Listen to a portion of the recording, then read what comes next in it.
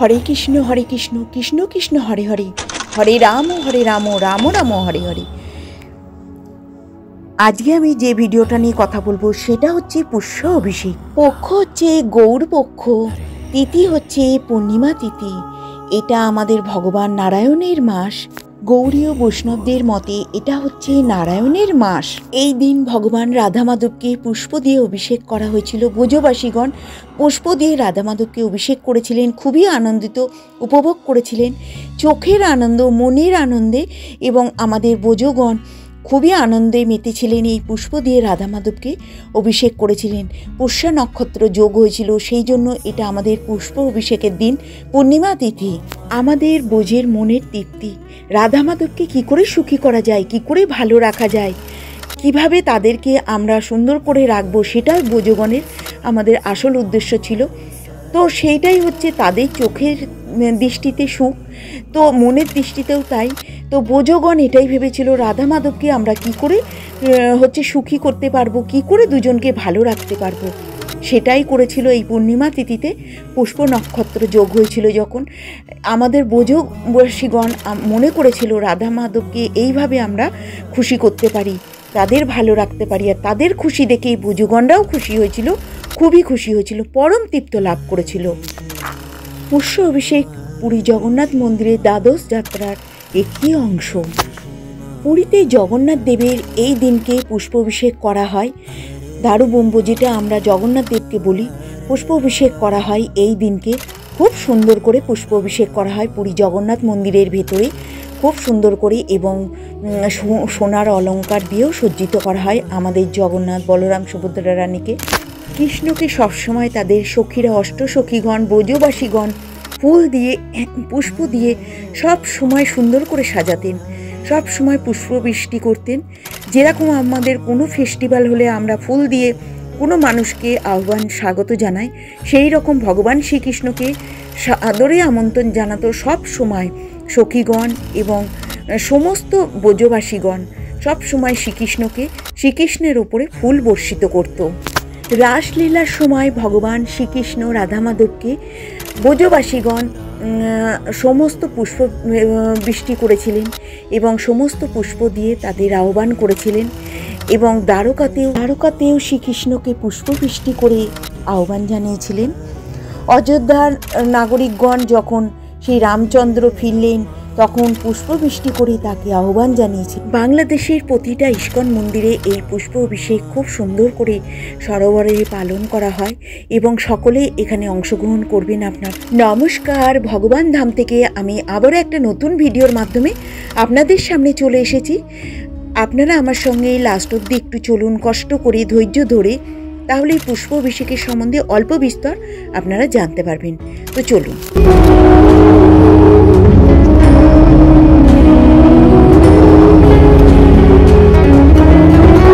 পুষ্প অভিষেক মানে ফুল, অলঙ্কার, কাপড় দিয়ে দেবতারা সজ্জিত হয়। বিশেষ করে রাধা কৃষ্ণ, ভগবান গোপাল এবং আমাদের বিষ্ণু আমাদের সজ্জিত হয় পুরো ফুল দিয়ে, অলঙ্কারের মতন সজ্জিত হওয়াকে আমরা পুষ্প অভিষেক বলি। পুষ্প দিয়ে অভিষেক করা, যেমন আমরা অভিষেক করি দুধ, দই, ঘি, শক্কর, মধু, সমস্ত কিছু দিয়ে ভগবানকে অভিষেক করি, সেই রকমই আমাদের পুষ্প অভিষেক হচ্ছে ফুল দিয়ে অভিষেক করা। এটা পুষ্প অভিষেক পৌষ মাসে হয় বলে আমরা এটাকে পুষ্প অভিষেক বলে থাকি। তো আমাদের 2024 সালে পুষ্প অভিষেকটা কবে পড়েছে সেটাই আপনাদের সঙ্গে শেয়ার করি, যে 2024 সালে পুষ্প অভিষেক কবে পড়েছে। পুষ্য অভিষেক বা পুষ্প অভিষেক কবে পড়েছে সেটাই আপনাদের সঙ্গে এবার আমি শেয়ার করে দিচ্ছি। এটা আমাদের 2024 সালে 25শে জানুয়ারি বৃহস্পতিবার। পূর্ণিমা তিথি কখন লাগবে, কখন শেষ হবে, এই পূর্ণিমা তিথিতে আমাদের পুষ্প অভিষেক হয়। আর বাংলার হচ্ছে 1430 সাল, আমাদের বাংলার 10ই মাঘ আমাদের পড়েছে এই বৃহস্পতিবারেই পুষ্প অভিষেক বা পুষ্য অভিষেক। তো আমাদের এই পুষ্য নক্ষত্র আমাদের সকালবেলা 8:20 থেকে শুরু হচ্ছে, সারাদিন থাকছে রাত্রির পর্যন্ত। পুষ্য নক্ষত্র এবং পূর্ণিমা তিথি আমাদের ওই একই দিনে পাচ্ছি আমরা। তো আমরা কিন্তু সেই হিসাব করে আমরা ওই সময় অভিষেক করতে পারি। পূর্ণিমা তিথি নিশি পালন হবে। এই দিন ভগবান শ্রীকৃষ্ণের পুষ্য অভিষেক এবং অঙ্গরাজ যাত্রা, ওই দিন পৌষে পূর্ণিমার শান যাত্রা, ওই দিন বাংলাদেশে প্রচলিত ধান্য পূর্ণিমার ব্রত কিভাবে পালন করতে হবে, বাড়িতে থেকেও আপনারা কিভাবে পুষ্প অভিষেক পালন করতে পারবেন, কিছু মাহাত্ম্য নিয়ে আমি এই ভিডিওটা শুরু করছি। তো আমার সঙ্গে আপনারা একটু লাস্ট অবধি থাকবেন, তাহলে অনেক কিছু জানতে পারবেন। আপনাদের ভগবান ধামে আপনাদের সকলকে স্বাগত। কেমন আছেন সকলে? ভালো আছেন তো? আমরাও সকলে ভালো আছি। তো চলুন আমার সঙ্গে আজকে পুষ্প অভিষেক বা পুষ্য অভিষেকের কিছু মাহাত্ম্য নিয়ে আমি এই ভিডিওটা শুরু করছি। হরে কৃষ্ণ কৃষ্ণ কৃষ্ণ হরে হরে, হরে রাম রাম রাম হরে হরে। রাধা কৃষ্ণের পুষ্প অভিষেক। পৌষ মাসে পুষ্যা নক্ষত্র যখন যোগ হয় তখন এই অভিষেকটা পালন করা হয়। তো কেন এই অভিষেকটা এত আনন্দের সঙ্গে পালন করা হয়? ব্রজগোপীরা কেন এত আনন্দের সঙ্গে এই পুষ্য অভিষেক পালন করেন? ব্রজগোপিকারা ভেবেছিলেন যে রাধা মাধবকে এত সুন্দর করে সাজাবো যেন সকলে আমরা এক দৃষ্টিতে তাকিয়ে থাকতে পারি, সুন্দর লাগে আমাদের, এবং অন্যদিকে আমাদের যেন চোখ না যায়, শুধু রাধাকৃষ্ণের দিকে তাকিয়ে থাকতে পারি। তা সেটা কবে আমরা করব? পৌষ মাসের পূর্ণিমা তিথিতে রাধাকৃষ্ণকে শুধু পুষ্প দিয়ে সাজাবো এবং অলঙ্কারও পুষ্পর অলঙ্কার বানাবো এবং বস্ত্র পরাবো সেটাও পুষ্প দিয়ে, এবং নানান রঙের কিছু মাহাত্ম্য বলছি। তো ত্রেতা যুগে যখন রামচন্দ্র 14 বছরের জন্য বনবাসে গিয়েছিলেন, তখন রাবণ বধ করেছিলেন। তো রাবণ বধ করে যখন অযোধ্যার উদ্দেশ্যে রওনা দিচ্ছিলেন,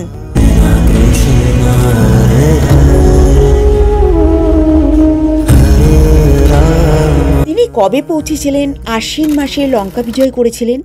কার্তিক মাসে অমাবস্যার দিনকে, যেটা দীপাবলির দিন, তখন পৌঁছেছিলেন অযোধ্যা। তো ভগবান কবে পৌঁছেছিলেন? কার্তিক মাসের অমাবস্যার দিনকে ভগবান অযোধ্যায় পৌঁছেছিলেন।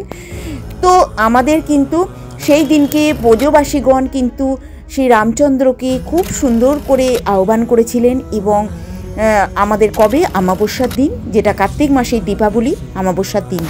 এবং ভগবান রাজা কবে হয়েছিলেন? সিংহাসনে কবে বসেছিলেন? এই পৌষ মাসের পুষ্প অভিষেকের দিনকে ভগবান শ্রী রামচন্দ্রকে রাজা হিসাবে সিংহাসনে বসানো হয়েছিল। তো সেই দিনকে আমাদের কিন্তু পুষ্য অভিষেক বা পুষ্প অভিষেক আমরা বলে থাকি। এই পৌষ মাসের পূর্ণিমা তিথিতে ভগবান শ্রী রামচন্দ্র সিংহাসনে বসেছিলেন বা রাজা হিসাবে তিনি নির্বাচিত হয়েছিলেন। তো এই রামচন্দ্রের এই অভিষেকটা কিন্তু অযোধ্যাবাসীগণ খুব ভালো করে পালন করেছিলেন। এটাকে আমরা পুষ্য অভিষেক বলবো। তো আমাদের কিন্তু এটা পুরীধামেও খুব সুন্দর করে পালন করা হয়। ইস্কন মন্দিরগুলোতেও আমাদের খুব সুন্দর করে এই অভিষেকটা পালন করা হয় পূর্ণিমা তিথির দিনকে। তো এবার আমাদের বৃহস্পতিবারে পূর্ণিমা তিথি পড়েছে এই পুষ্য অভিষেকের দিন। পূর্ণিমা তিথি শুরু হবে বুধবারে 9:36, মানে 40 ধরে নিন। বুধবারে 9:36 থেকে বৃহস্পতিবারে আমাদের পূর্ণিমা শেষ হবে। বুধবার রাত্রে শুরু হচ্ছে, আর বৃহস্পতিবারে 10:47, মানে 50 ধরে নিন। বৃহস্পতিবারে রাত্রিবেলা 10:47 শেষ হবে। পূর্ণিমা তিথি কখন লাগবে, কখন ছাড়বে সেটাও বলে দিলাম। শ্রী শ্রী পুরীধামে রাজা মদন মোহনকেও সোনা বেশ ধারণ করা হয়, সোনার মুকুট পরানো হয় এই পূর্ণিমা তিথিতে, যেটা হচ্ছে আমাদের পৌষ মাস, মানে মাঘ মাস পড়েছে এবার আমাদের পৌষ মাসের পূর্ণিমা তিথিতে। জগন্নাথ দেবের বিজয় বিগ্রহ শ্রী পুরীধামে ভগবান মদন মোহনকে সোনার সিংহাসনে বসিয়ে পুষ্পবৃষ্টি করা হয় এবং সোনার মুকুট পরানো হয় এই পূর্ণিমা তিথি।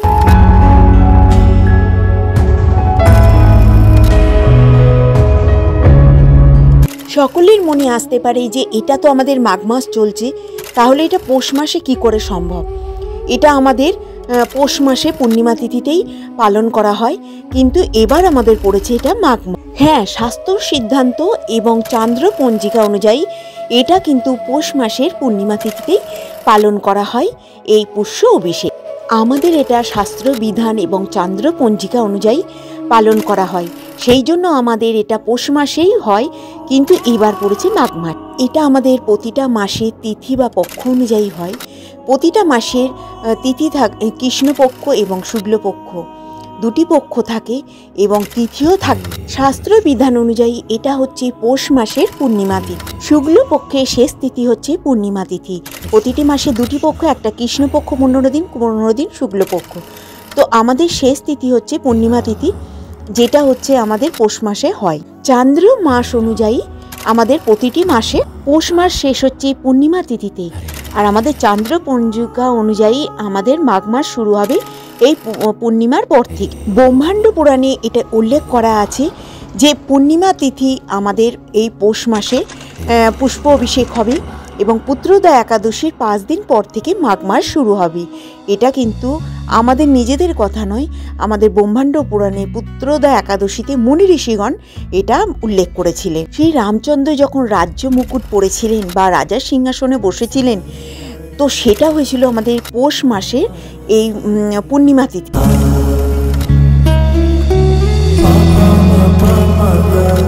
পৌষ মাসে শুক্লপক্ষের যেটা উত্তরায়ণ হয় তখন বসেছিলেন এবং তখন পূর্ণিমা তিথিতে রাজ্যাভিষেক হয়েছিল এবং রামচন্দ্র সিংহাসনে বসেছিলেন। অযোধ্যায় সেই রামলালার প্রাণ প্রতিষ্ঠা হয়েছিল কিন্তু এই পৌষ মাসের পূর্ণিমা তিথিতে। তাহলে আমরা জানলাম চান্দ্র পঞ্জিকা অনুযায়ী আমাদের এটা পৌষ মাসের পূর্ণিমা তিথিতে পালন করা হয়, কিন্তু এটা এবার আমাদের পড়েছে মাঘ মাসে পূর্ণিমা তিথি। এই দিনে জগন্নাথ দেবকে পুরীতে এই দিনকে, যেটা পুষ্য অভিষেকের দিনকে, কিন্তু পুরো সোনার অলঙ্কারে সজ্জিত করা হয়। সোনার অলঙ্কার দিয়ে সাজানো হয় এই পুষ্য অভিষেকের দিনকে পুরী ধামে জগন্নাথ দেবকে। আমরা দেখে থাকবো যে যেদিনকে রথযাত্রা, উল্টো রথ, সোজা রথে আমাদের ভগবানকে সোনাবেশ পরানো হয়ে থাকে, কিন্তু আমরা কিন্তু এই দিনকেও, যেটা পুষ্য অভিষেকের দিনকেও ভগবানকে জগন্নাথ, বলরাম, সুভদ্রা রানীকে সোনার অলঙ্কারে সজ্জিত করা হয় বা সোনার অলঙ্কার দিয়ে সাজানো হয়। তো এই দিনকেও কিন্তু আমাদের সোনার অলঙ্কার পরেন আমাদের ভগবান জগন্নাথ দেব। ভগবানকে 5 বার সোনার অলঙ্কার পরানো হয়, তার মধ্যে 4 বার ভেতরে মন্দিরের ভেতরে পরানো হয়, 1 বার একদম বাইরে পরানো হয়, সেটা রাজপথে সকলের সামনে, সকলে যেন দেখতে পারেন। সেটা কবে? আমাদের রথযাত্রার সময় ভগবানকে সোনাবেশ পরানো হয় একদম রাজপথে সকলের সামনে। যখন গন্ডিচা মন্দিরে যান তখন হচ্ছে 7 দিনের জন্য সেখানে গিয়ে অবস্থান করেন এবং যখন ফিরে আসেন তখন কিন্তু আমাদের হচ্ছে এই রথযাত্রার সময় আমাদের ভগবান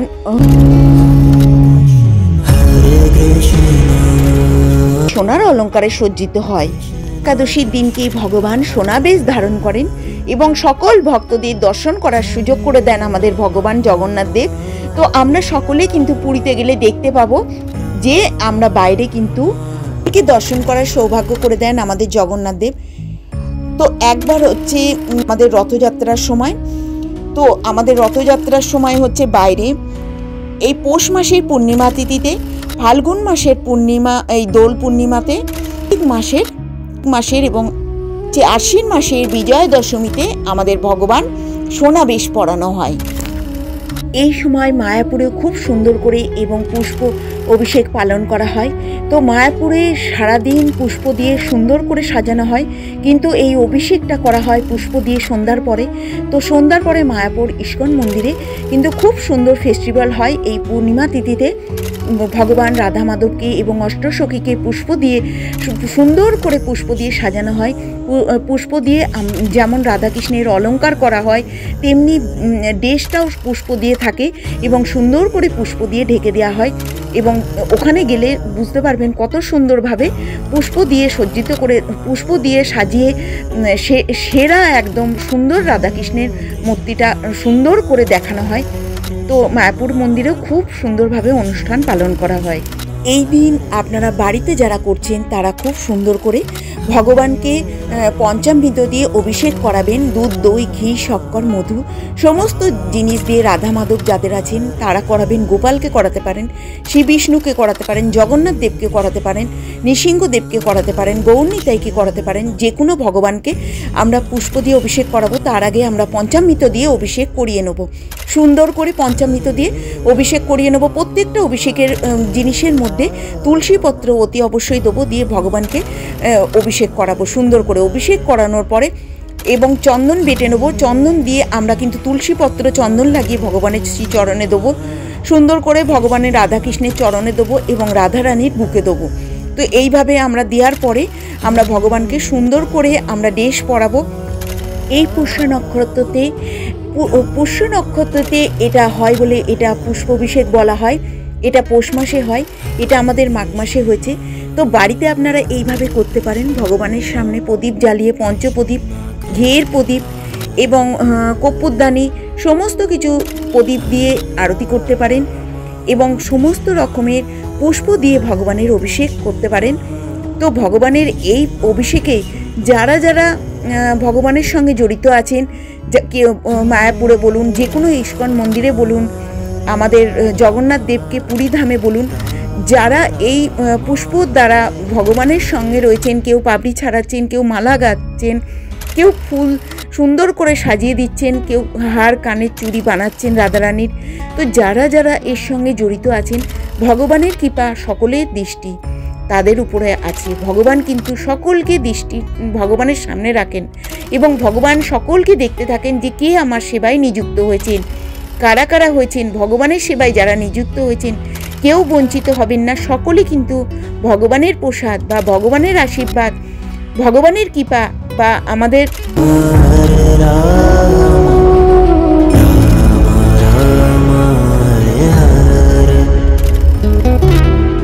আমরা বৈকুণ্ঠ ধাম লাভ করতে পারবো। তো সেই হিসাব করে আমরা কিন্তু ভগবানের সেবা করতেই পারি। ইস্কন মন্দিরে গিয়েও আমরা এটা করতে পারি। যারা ভগবানের ভক্তবৃন্দ বা বৈষ্ণব ভক্তবৃন্দ তারা কিন্তু ইস্কন মন্দিরে গিয়ে এই সেবাটা আপনারা করতে পারেন। যখন আমাদের ভগবানের সমস্ত ফেস্টিভ্যালে আমরা যদি বৈষ্ণব ভক্ত হয়ে থাকি এবং কৃষ্ণ ভক্ত হয়ে থাকি, আমরা যে কোনো মন্দিরে গিয়ে আমরা অংশগ্রহণ করতে পারি ভগবানের সেবায়। তো ভগবানের সকলের ওপর দৃষ্টি থাকে। যেমন আমাদের চন্দন যাত্রার সময় অনেক চন্দন বাটা হয় ইস্কন মন্দিরে, তো সেই রকম সকল ভক্ত গিয়ে সেখানে অংশগ্রহণ করেন, অনেক ভক্তরা আছেন। সেই রকম পুষ্পাভিষেকের দিনকেও আপনারা চলে যাবেন এবং আগে করে গিয়ে ভগবানের সেবায় নিযুক্ত হবেন। ভগবানের দৃষ্টি আপনার উপরে থাকবে। গোলক ধামে বা গোলক বৃন্দাবনে আমরা কিন্তু যেতে পারবো বা ভগবান আমাদের উপর কৃপা করবেন। ভগবানের অনেক আশীর্বাদ বর্জিত হবে আমাদের উপরে। তো আমরা এইভাবে বাড়িতেও করতে পারি। যারা মনে করছেন ইস্কন মন্দিরে যেতে পারছেন না, ওই দিনকে বাড়িতে এইভাবে পুষ্পাভিষেক করবেন এবং প্রদীপ জ্বালাবেন, ঘিয়ের প্রদীপ, পঞ্চপ্রদীপ, কর্পূরদানি সমস্ত কিছু এবং ধুনো দিয়ে ভগবানকে সেবা করবেন এবং ভগবানের শ্রীচরণে ভগবানকে অনেক সেবা করতে পারেন ওই দিনকে। তো আপনারা বাড়িতেও করতে পারেন, ফুল দিয়ে, ফল দিয়ে ভগবানকে সেবা যেরকম সামর্থ্য হবে সেইভাবে আপনারা বাড়িতেও করবেন। প্রথমে এমনি অভিষেক করে নেবেন, দুধ, দই, ঘি, শক্কর আমি আগেও বলে দিলাম। তারপরে পুষ্প অভিষেক করবেন বিভিন্ন পুষ্প দিয়ে, শুধু গাঁদা ফুল নয়, যে কোনো রকমের পুষ্প দিয়ে ভগবানের অভিষেক করবেন। রাধাকৃষ্ণকে অভিষেক করবেন। গীতা বই অতি অবশ্যই পড়বেন। ওই দিন গীতা বই পড়া খুবই ভালো। পুষ্প অভিষেকের দিন পূর্ণিমা আছে, ওই দিনকে আপনারা চেষ্টা করবেন গীতা বই পড়তে। তুলসী গাছে জল দেবেন, তুলসী গাছ প্রদক্ষিণ করবেন, সূর্যদেবকে প্রণাম করবেন। খুবই ভালো দিন আছে। তো এইভাবে আপনারা বাড়িতেও সেবা করতে পারেন এবং কোনো মন্দিরে গিয়ে আপনারা যদি মন্দিরে যেতে পারেন, মন্দিরে গিয়েও ভগবানের সেবা করতে পারেন। তো এই পুষ্পাভিষেকের দিনকে আপনারা ভগবানের সেবা করুন এইভাবে। শ্রী রাধা মাধব অষ্টসখী রাধা মাধব এবং মায়াপুর চন্দ্রের পুষ্পাভিষেকে অনুষ্ঠান অনেকেই অংশগ্রহণ করেন। পুষ্প দিয়ে তৈরি পোশাক পরিধান করা হয় এই ভগবানের এবং পুষ্পরজ্জিত বিভাগে ভক্তগণ সরাসরি সারা রাত ধরে বিগ্রহের পুষ্পময় পোশাকে শৃঙ্গার করেন এবং রাধা মাধবের অষ্টসখী রাধা মাধব মায়াপুরে সকল পুষ্প পোশাক পরিধান করেছিলেন এবং সকল দর্শন সেটা অপূর্ব দর্শন করেছিলেন অনেক দর্শক এবং সেটা অপূর্ব লাগছিল। সম্পূর্ণ দিব্য চমৎকার বিষয়ময় মোহময়ী সেই পরম সৌন্দর্য বর্ণনা করার মতন আমার কাছে কোনো ভাষা নেই। কিন্তু যখনই সন্ধ্যে 7টা বাজে পুষ্প অভিষেক শুরু হয়, রাধা মাধবের ছোট বিগ্রহ অভিষেক বেদির উপরে উপবেশন করা হয়। রাধা মাধবের মস্তকে পুষ্প দিয়ে নিবেদন করা হয়, পুষ্প বৃষ্টির ন্যায় পুষ্প বর্ষণ করা হয়, একের পর এক পুষ্প নিবেদন করা হয়। হলুদ, কমলা, সাদা, লাল, গোলাপ সমস্ত রকমের পাপড়ি দিয়ে ভগবানের উপরে ছড়ানো হয় পুষ্প। যেরকম বৃষ্টি হয় সেরকম ফুলের বৃষ্টি হয়, এই রকম ফুলের ঢেউ আসছিল এবং রাধারানী পূর্ণরূপে পুষ্পকে ঢেকে দেওয়া হয় এবং রাধা মাধবের শুধু ময়ূরপুচ্ছটি দেখা যায়। জননিবাস বিগ্রহ গণের কমল অবধি পুষ্পগুলিকে সরিয়ে দিলে তারপর আরও অনেক ফুল নিবেদিত করা হয়। বিগ্রহের আবার সম্পূর্ণ আচ্ছাদিত হয়, ফুল সরিয়ে দেয়া হয়, এই রকম কয়েকবার করা হয়। এবং ভিতরে, মন্দিরের ভিতরে কানায় কানায় দর্শনার্থী অনেক দর্শন করে। ভগবানের ভক্তগণ সেখানে অনেক রূপান্তরিত হয় এবং কীর্তন করেন এবং ছোট বিগ্রহে পুষ্প অভিষেক করা হয় এবং তারপরে বড় বিগ্রহের উপর বর্ষণ করা হয়। রাধা মাধবের ছোট বিগ্রহের মুষলধারে বৃষ্টি হয় এরকম মনে হয়। তুলনায় এটি যেমন কমল এবং পুষ্পবৃষ্টির ন্যায় খুবই সুন্দর লাগে। সমস্ত ভক্তগণ দাঁড়িয়ে দাঁড়িয়ে পরম আনন্দে সকলেই নৃত্য করেন, কেউ গানও করেন, দিয়ে অসল ঝাড়া ঝরে পড়ে। সুন্দর লাগে ভগবানের দিকে তাকিয়ে। ভগবানের দিকে ফুল ছড়িয়েও দেয় কেউ কেউ। এইভাবে কিছুক্ষণ সকলের এই পুষ্প ছুটছিলেন একই সময় বিগ্রহের উপর এবং খুব সুন্দর পুষ্পবর্ষণ হচ্ছিল। এটি একটি চিন্ময় মুহূর্ত। আমরা সকলেই এটা দর্শন করতে পারি এবং এই পারমাত্মিক দর্শন করার জন্য ভগবানের সামনে যেতে হবে, ভগবানের চরণে আমাদের পুষ্প দিতে হবে এই পুষ্প অভিষেকের দিনকে। তো এই পুষ্প অভিষেকের দিনকে খুব সুন্দর করে পুষ্পবৃষ্টির মতন, যেরকম বৃষ্টি পড়ে আমাদের সেরকম ফুলের বৃষ্টি হয়। যে কোনো মন্দিরে যেখানে পুষ্প অভিষেক করা হয়, সকল মন্দিরে কিন্তু খুব সুন্দর করে এই পুষ্প অভিষেক করা হয়। আপনারাও ওখানে গিয়ে অংশগ্রহণ করতে পারেন। তো আপনারা এইভাবে পুষ্প অভিষেক ওই দিনকে পালন করবেন, খুব সুন্দর হয়। কিছু রাধাকৃষ্ণের মহিমা, কিছু মাহাত্ম্য এবং ভগবানের পুষ্পবৃষ্টি, ভগবানের পুষ্প অভিষেক কীভাবে পালন করা হয় বাড়িতে এবং মন্দিরে, সকল বিষয় নিয়ে আলোচনা করলাম। তো আপনারা আমার সঙ্গে থাকলেন। আমি এই ভিডিওটা এই পর্যন্তই রাখলাম। সকলেই আমার সঙ্গে এত দূর আসলেন, সকলে ভালো থাকবেন, সুস্থ থাকবেন। আবার একটা ভিডিওর মাধ্যমে আপনাদের সামনে চলে আসব। নমস্কার।